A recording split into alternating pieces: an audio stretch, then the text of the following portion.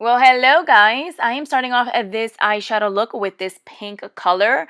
So weird and odd for me, but that will be our transition color. That's kind of going to be the base to the whole dramatic look that we'll be going into.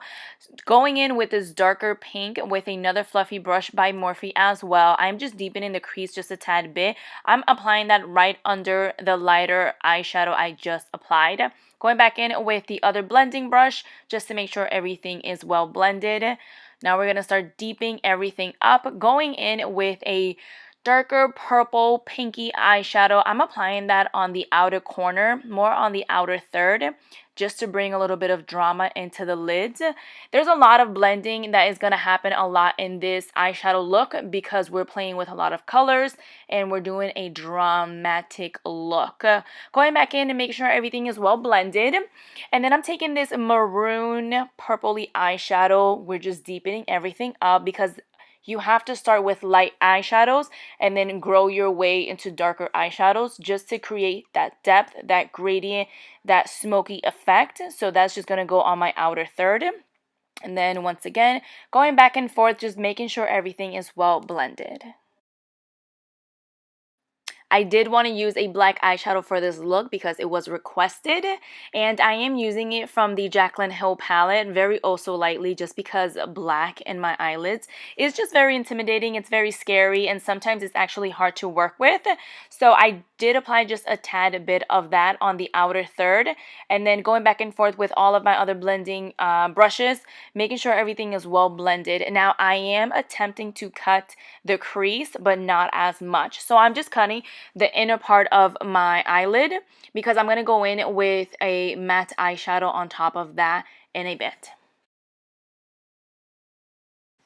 Using this matte eyeshadow from the Morphe 350 palette, I am just applying that in the inner part of my lid because that is the eyeshadow that I wanted to use. Just because the outer part of my eyelid and the rest of it was very dramatic, I wanted to keep the inner part of it just very basic. Although there's nothing absolutely basic about this look.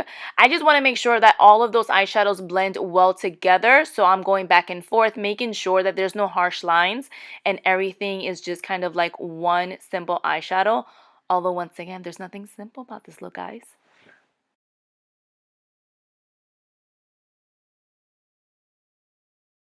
Now jumping into the face, I love using the Maybelline Baby Skin. This is the Instant Pore Eraser, and I don't have large pores, but something's been happening very funky with my face. So I did want to blur that out. For foundation, we're going in with the L'Oreal Infallible. It's one of my all-time faves.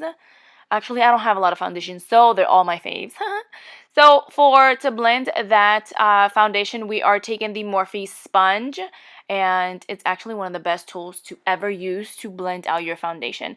Now, for concealer, because I don't know if you guys can tell, but my eyes, yo, they be doing some funky stuff. It was so dark under it. I did need like a full coverage concealer, so I actually went in with the Clinique 2-in-1.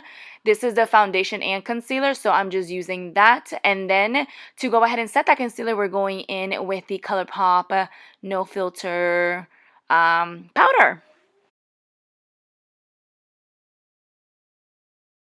I do like to set the rest of my face with this Maybelline powder just because I want to make sure that nothing moves, nothing transfers, and my makeup is long wearing and yeah, it just doesn't go anywhere.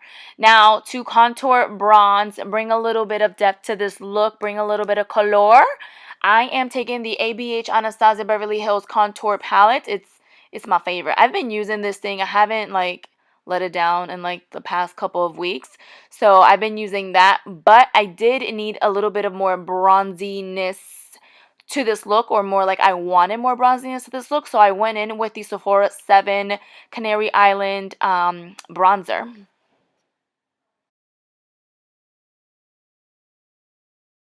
I wasn't sure if I wanted blush for this look, but I figured if I already had pink on my eyelids, might as well just go ahead and just grab a little bit of blush and put it on my face.